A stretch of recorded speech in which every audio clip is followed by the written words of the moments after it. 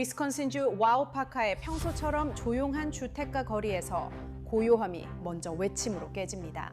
어서 와! 총 맞을 거야! 얘네는 이봐! 그리고 이어지는 산탄총 발사 소리. 근처 초인종 카메라가 모든 장면을 포착합니다. 맙소사.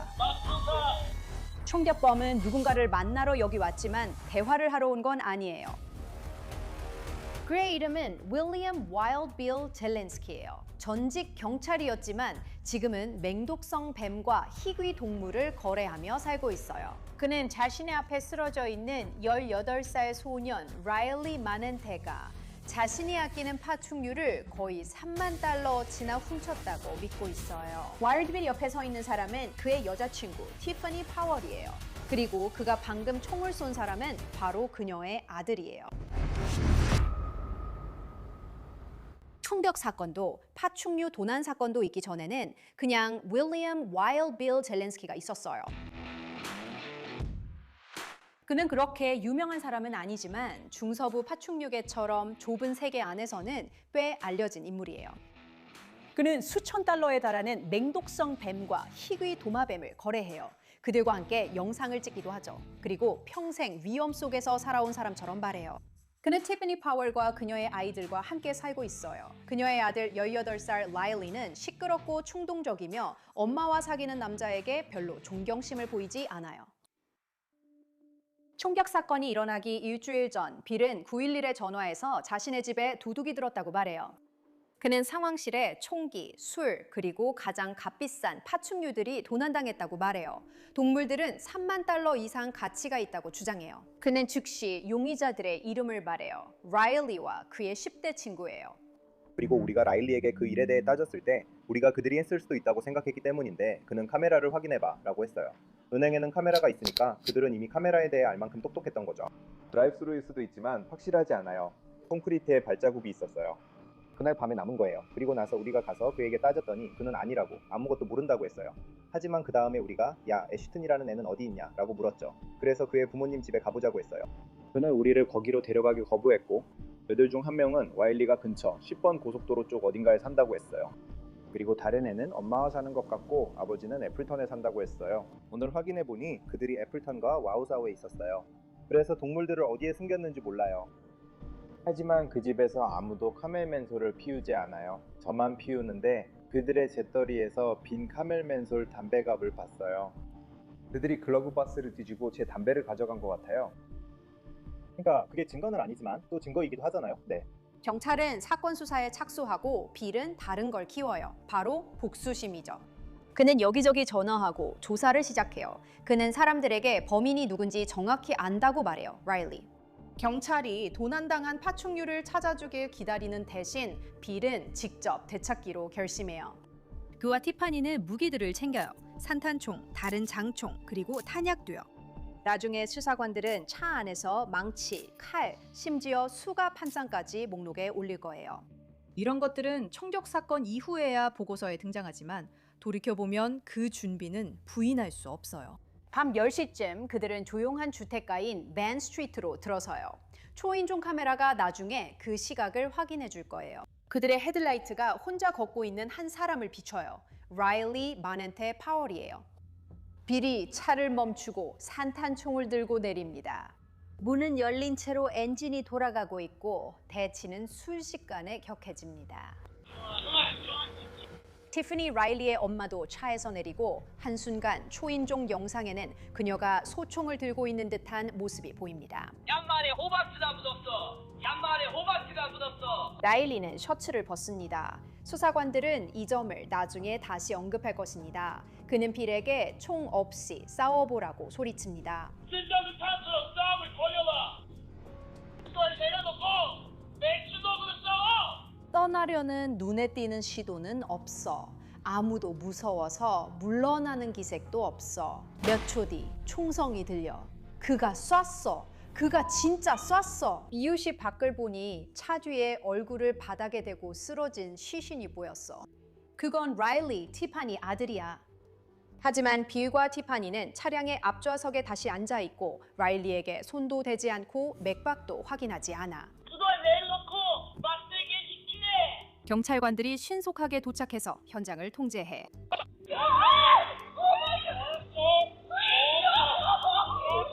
구급대원들이 거리에서 그 10대 곁에 무릎 꿇었지만 할 수 있는 게 없어. 벤 스트리트의 현장이 확보되고 증거가 확보되자 수사관들은 진술을 모으기 시작해. 총격이 발생한 지 몇 시간 만에 윌리엄스 와일드 빌 젤렌스키는 신문을 위해 다시 경찰서로 이송돼. 그는 방금 치명적인 총격 사건에 연루됐어. 하지만 새벽에 시작된 면담에서 그의 관심은 지금 응급치료를 받고 있는 10대 소년에게 있지 않아. 대신 그의 첫 질문들은 실용적인 것들이야. 혹시 내가 오늘 밤이나 내일이 여기서 나갈 수 있을지 아니면 어떻게 되는지 아세요? 아니요. 아마 내일도 기소된 상태로 머물러야 할 것 같아요. 그럼 오늘 밤은 여기서 보내야 하나요? 네, 맞아요. 야, 알겠어. 이해는 하지만 난 감옥에서 밤을 보낸 적 없어. 그래. 그래서 그거 진짜 최악이네. 그런 사고방식, 즉 자신의 처지에 대한 걱정이 피해자의 안녕보다 먼저인 태도는 즉시 기록된다. 만약 총격범이 불과 몇 분 전 정말로 생명을 위협하는 공격을 두려워했다면 나왔어야 할 긴박감과는 대조적이다. 대면 상황에 대해 질문을 받자 빌은 자신이 마지못해 행동했으며 심지어 보호하려 했다고 포장하려 한다. 나는 라일리가 괜찮게 바랄 뿐이야. 그가 괜찮을지 알아볼 방법이 있는지도 모르겠어. 나는 정말로 그가 걱정돼. 알아, 나도 알아. 하지만 진짜 나는 그를 아프게 하는 어떤 일도 하고 싶지 않았어. 신문이 계속되자 빌은 경찰관들에게 자신이 법집행기관에서 일한 경력에 대해 이야기하기 시작하고 자신이 한 일이 경찰관으로서 훈련받은 대로 한 것이라고 주장합니다. 저는 여전히 당신들과 협조하고 싶어요. 하지만 만약 영장이 먼저라면 그건 의도적인 거잖아요. 살인은 알다시피 정당방위가 아니에요. 그게 정말 이해가 안 돼요. 그러니까 저는 전직 경찰관이에요. 저는 총에 맞았을 때 자신을 방어하는 훈련을 철저히 따랐어요. 하지만 수사관들은 이미 이 설명들을 카메라에서 본 것과 그리고 이제 그 총격에 대해 알게 된 사실들과 비교하고 있어요. 가까운 거리, 몸싸움도 없었고 물러서려는 시도도 없었어요. 빌은 마치 상황이 격화된 이유를 설명하듯이 자신의 도난당한 파충류들로 초점을 옮겨요. 파충류랑 뭐 이런 것들이 도난당한 건 알고 있는데 그게 오늘 일로 이어진 거죠, 맞죠? 누가 알렸나요? 네. 그러니까 저희는 그냥 사실 저는 지난 며칠 동안 그분들이 서류 작업을 하느라 시간을 보냈어요. 죄송한데 담당 경찰관 이름이 기억이 안 나네요. 괜찮아요. 그럼 제가 청소기로 청소할게요. 그래서 저는 보안관 사무실에 연락해서 그걸 확인해 달라고 했어요. 그래서 저희는 대응하고 누군가 이 이야기를 이어갈 수 있도록 정보를 얻으려고 하고 있습니다.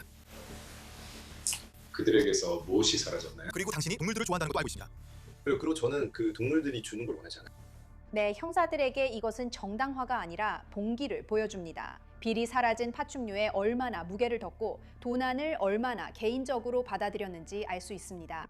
부금된 상태에서 빌은 살인 혐의에 대해 누군가가 죽었다는 사실에 대한 불신이 아니라 자신의 행동이 법적으로 살인으로 규정될 수 있다는 사실에 충격을 받습니다. 내가 그래야 하나? 왜 그들이 권총을 들고 나왔지? 여기 있는 누구든 그러니까 내가 알기로 이건 더 나빠. 이미 충분히 나빴는데 이제 더 나빠졌어. 야, 여기서 난 더 이상 도와줄 수 없어. 알잖아. 빌이 훈련과 자기 방어에 대해 통제된 이야기를 들려주는 반면 티ffany 파월의 인터뷰는 정반대야. 오락가락하고 불확실하며 점차 법의학적 현실과 일치하게 돼. 여기 앉을 수 있게 해두는 동안 이걸 그냥 열어볼게. 와줘서 고마워. 여기 어디 앉을 자리 있나? 그녀의 첫 녹화 진술에서 그녀는 왜 그들이 처음에 라일리를 찾고 있었는지에 대한 빌의 설명을 지지합니다. 가능하다면 그날 좀 더 이전으로 돌아가서 어떻게 해서 라일리와 빌이 결국 대립하게 됐는지 설명해 줄 수 있을까요? 며칠 전에 빌이 강도를 당했는데 그게 라일리였어요. 알겠습니다. 빌이 라일리의 소행임을 어떻게 확신했죠? 라일리의 스냅챗에 광장 한가운데서 찍은 빌에게서 훔친 술병 사진들이 있었거든요. 한 여성이 그에게 전화했어요. 이건 두려움이 아니라 의심을 설명하는 거예요. 이건 생명의 위협이 아니라 재산 분쟁이에요. 대립 상황을 이야기할 때 티ffany는 라일리가 신체적으로 공격적으로 변했다고 설명해요. 차 안에서 어디에 있었나요? 저는 밖에 있었어요. 저는 밖에서 라일리에게 왜 그런 행동을 했냐고 불렀어요. 그는 그냥 빌과 싸우고 싶어 했어요. 그리고 그는 계속 그러려고 했어요. 자켓도 벗어 던지고 계속. 빌과 싸우려고 했어요.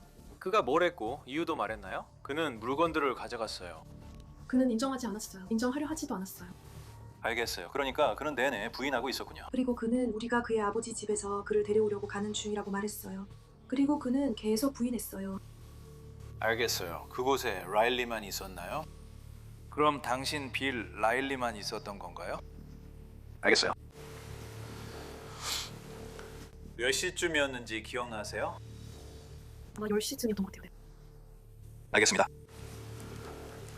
그 말다툼으로 다시 돌아가서 상황이 어떻게 전개됐나요? 그러니까 당신이 라일리가 자켓을 벗어 던졌다고 했잖아요. 그래서 기억나시나요? 그러니까 또 무슨 일이 있었나요? 라일리가 갑자기 빌한테 달려들기 시작했어요. 마치 공격하려는 것처럼요. 그리고 나서 저는 빌이 기회를 잡자마자 테이저로 제압할 줄 알았어요. 그러니까 달려들었다고 하셨는데 구체적으로 무슨 행동을 했던 건가요? 저는 그냥 같이 시간 보내려 했어요. 저도 왜 그런지 잘 모르겠어요. 그러니까 일어날까요? 라일리 그거 하려는 거 봤어? 아니. 알겠어. 그럼 빌은 거기에 어떻게 반응했어? 결국 그는 시도하지 않았어. 막으려고 하거나 알잖아. 휘두르는 걸 막거나 그런 건 전혀 하지 않았어. 그냥 나는 잘 모르겠어. 아무것도 못 본 것 같아. 그녀의 진술 중 어떤 것도 법적으로 인정되는 무기를 사용한 정당방위에 필요한 기준을 충족하지 못해요. 질문이 계속되자 티파니는 구체적인 부분에서 어려움을 겪어요. 그녀는 정확히 어디에 서 있었나요? 언쟁은 얼마나 오래 지속됐나요? 그리고 총성이 울리기 전에는 어떤 움직임이 있었나요? 이 모든 일이 벌어질 때 당신은 차량과 라일리, 빌과는 어떤 위치에 서 있었나요? 기억나시나요? 차 뒤에 있었잖아요. 기억나죠? 차 뒤에 있었어요. 네, 좋아요. 이게 차라고 하면 그러면 이쪽이 차 앞부분이라면 당신은 차 뒤에 있었던 거죠? 이게 차예요. 빌이랑 라일리는 어디에 있었어요? 이쪽에 있었어요. 그럼 그들은 운전석 쪽에 있었던 건가요? 전 잘 모르겠어요. 아니요. 확실하지 않아요. 여러분이 거기 멈춘 순간부터 빌이 라일리에게 총을 쏘기까지 얼마나 시간이 지났다고 생각하시나요? 그렇게 오래 걸리진 않았어요. 한 15초 정도요? 아니면 그쯤이요? 아마 몇 분 정도요. 네. 그래서 거기서 잠깐 서로 말다툼을 했군요. 특정한 말이 오갔는지는 기억 안 나시죠? 알겠습니다. 그 외에는 라인이 집에서 그를 위해 새 렌즈를 구해줬어요. 그게 한 가지 계속 마음에 남는 거예요. 이런 불일치들은 처음에는 속임수로 보이지 않지만 수사관들이 초인종 영상을 검토하고 티파니가 설명한 것보다 더 명확하게 대치 상황을 볼 수 있게 되면서 면담 분위기가 달라집니다. 형사들이 그녀에게 총을 들고 있었다는 사실을 지적하자 티파니의 확신은 완전히 사라집니다. 그는 라일리를 해치고 싶어서 총을 가져갔다거나 그런 이유에 대해 어떤 말도 한 적이 없습니다. 알겠습니다. 그럼 총이 계속 장전됐는지는 모르고 그가 장전하는 걸 본 적도 없으시군요. 알겠습니다. 여러 가지가 있습니다. 솔직히 티파니 씨, 말씀하신 내용과 맞지 않는 점이 많아요. 저희는 감시 영상도 있으니 솔직히 말씀해 주세요. 빌이 뭔가를 건넨 적 있나요? 모르겠어요. 기억이 안 나요. 총기 들고 있었던 거 기억나세요? 아니요. 네. 옆에 들고 있어. 옆에 제대로 들고 있다고 했잖아. 내가 진짜 죽여버릴 거야. 당신은 약물이나 술에 취해 있었거나 지금 취해 있습니까? 아니요. 왜냐하면 영상에서는 다르게 보이거든요. 제가 그 영상을 보고 빌이 분명히 당신에게 아들에게 총을 겨누라고 지시했고 또 실제로 당신이 총을 겨누는 장면이 있다면 어떻게 말씀하시겠습니까? 제가 들고 있었던 것 같지만 확실하지 않아요. 글쎄요, 당신이 들고 있었던 거나 아니면 실제로 들고 있었던 거죠? 잘 모르겠어요. 그냥 소리 지르고 비명 지르는 게 많았던 건 기억나요. 만약 당신이 총을 들고 자기 아들에게 겨누고 있었다면 그건 분명히 기억할 거라고 생각해요. 그냥 소리 지르고 비명 지르는 게 많았어요. 그럼 라일리가 차량 쪽으로 달려갔을 때 뭘 했나요? 그 다음에 무슨 일이 있었죠? 모르겠어요. 빌이 예전에 라일리의 목숨을 위협한 적 있나요? 제가 다른 이야기를 들었다고 하면요? 빌이 험담하는 걸 들어본 적 없으세요? 그가 라일리를 죽이려 했다고요? 아니요. 그러면 빌이 라일리를 쏜 다음에 당신과 빌의 반응은 어땠나요? 그러니까 두 분은 어떻게 하셨나요? 저는 그냥 그를 만져보고 싶었어요. 그런 일이 일어날지 몰랐으니까요. 알겠습니다. 어디로 갔는지, 어디로 움직였는지, 어디에 서 있었는지 기억나시나요? 저는 엄마에게 전화했어요. 알겠습니다. 차 안에 있었어요? 아니면 차 밖에 있었어요? 그랬던 것 같지 않나요? 알겠어요. 차 안에 없었어요? 아닌 것 같아요. 알겠어요.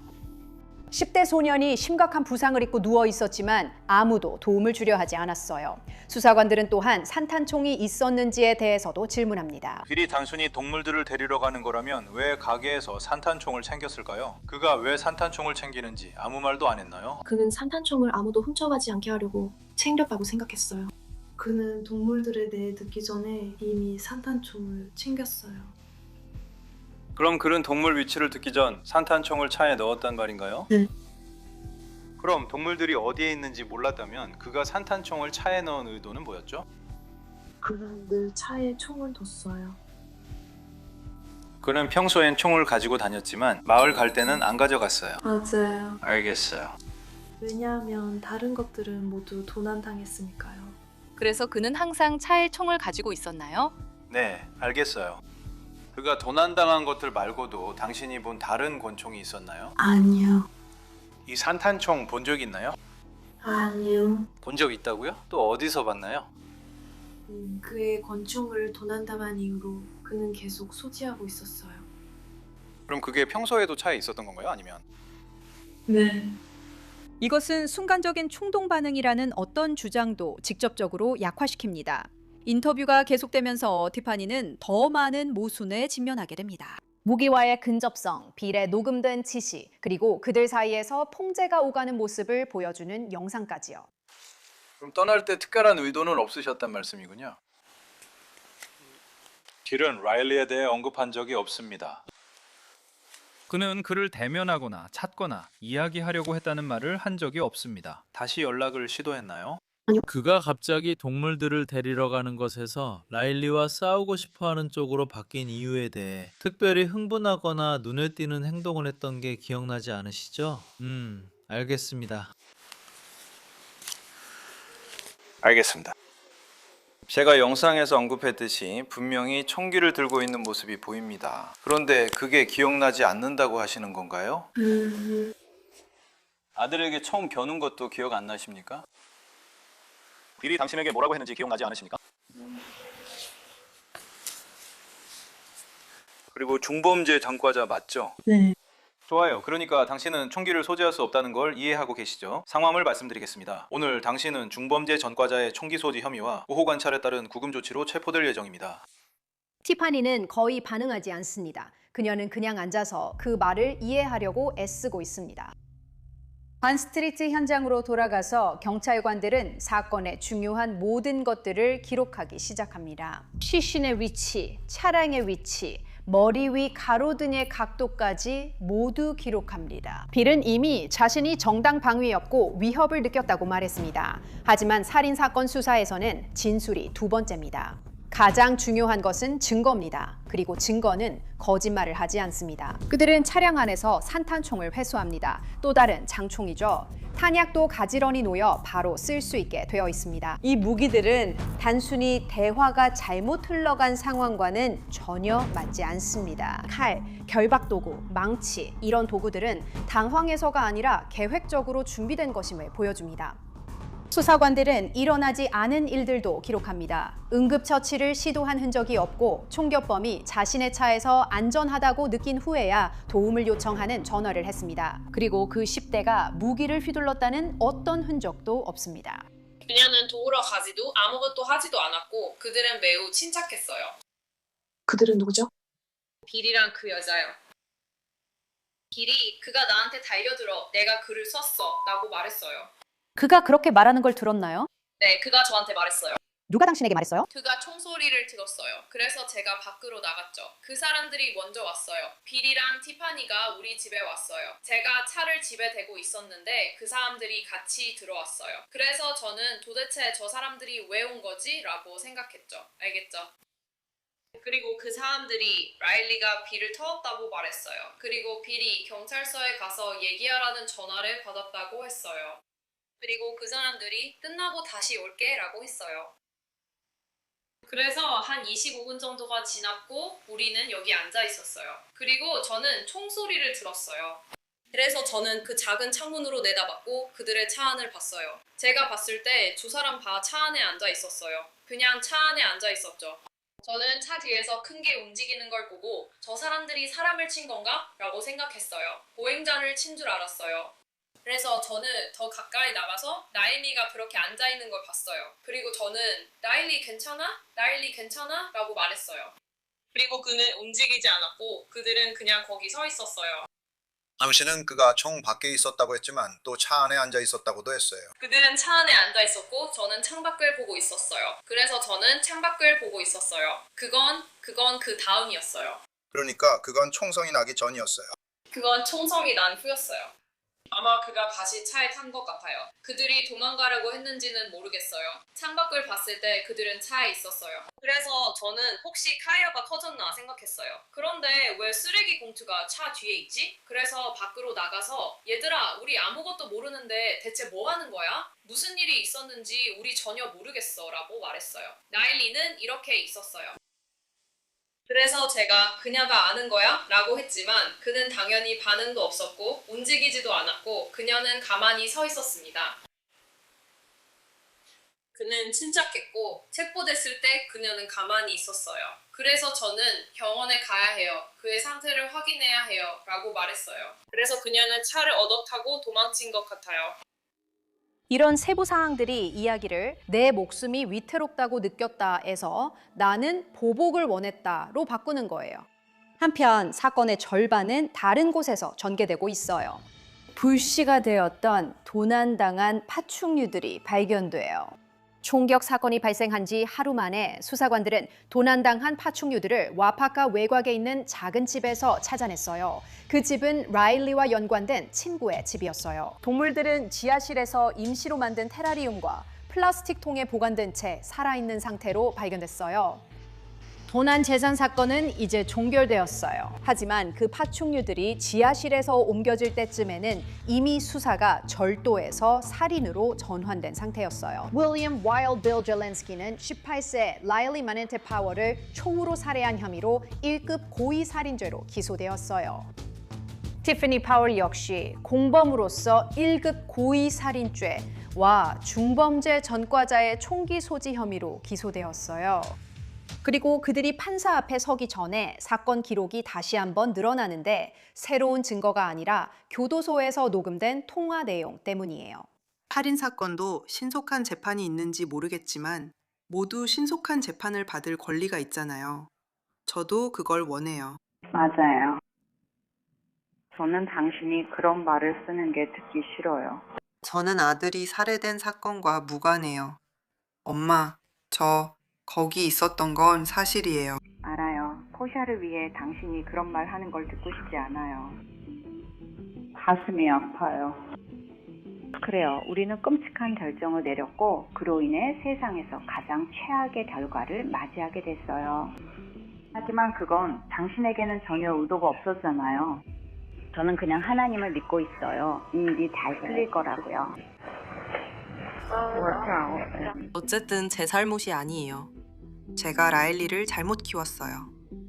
제가 실수해서 그에게 그런 갱스터 같은 사고방식을 심어줬죠.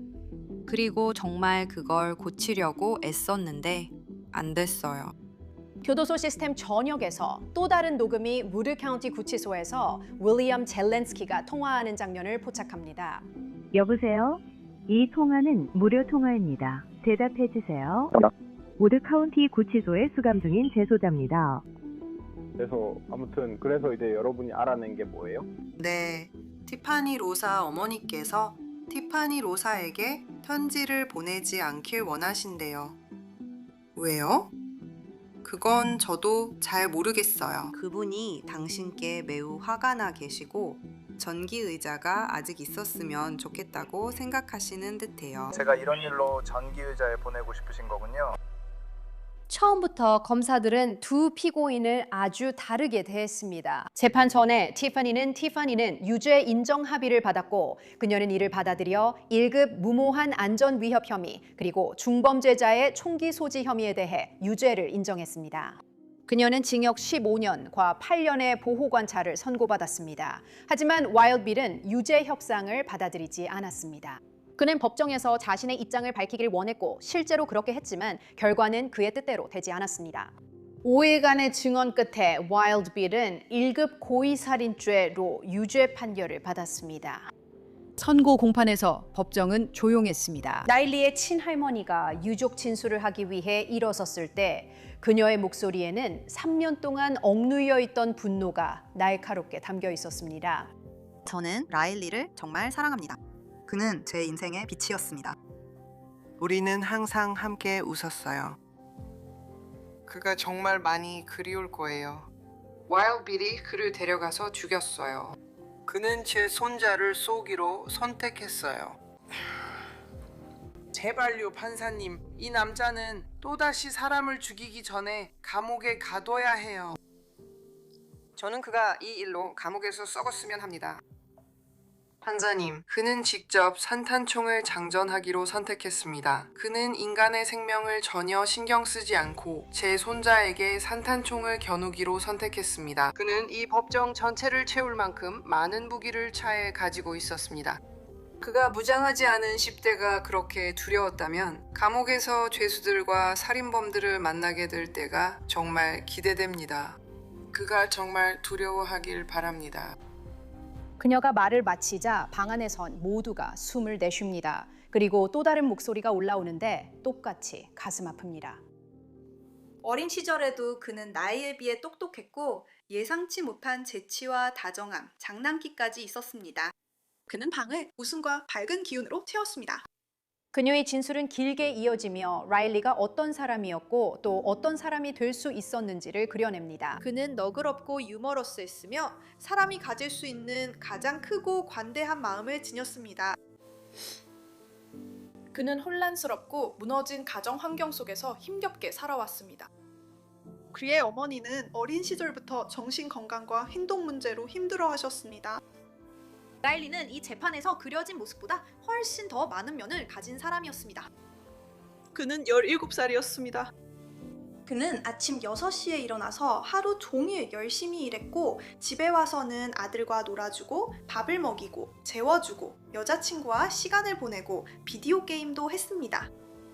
그는 성실한 노동자의 삶을 살고 있었고 자신의 성취에 매우 자부심을 느꼈습니다. 나는 그녀가 그의 명령에 따라 총을 들던 모습이 눈을 감지 않아도 선명하게 떠오릅니다. 나는 내 손자가 무릎을 꿇고 땅에 쓰러져 있는 모습을 지울 수가 없습니다. 지금도 그 모습이 보입니다.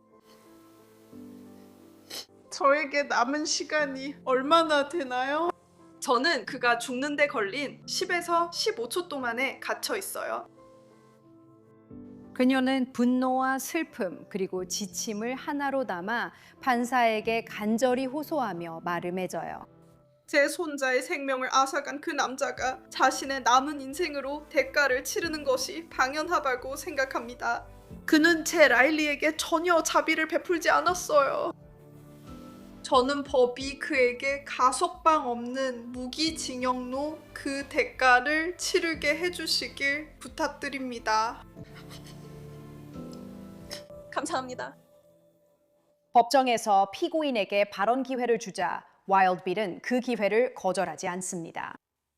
저는 이런 일이 일어나기를 원한 적이 없습니다. 라일리를 쏘고 싶었던 것도 아니고 그가 죽기를 바란 건 더더욱 아닙니다.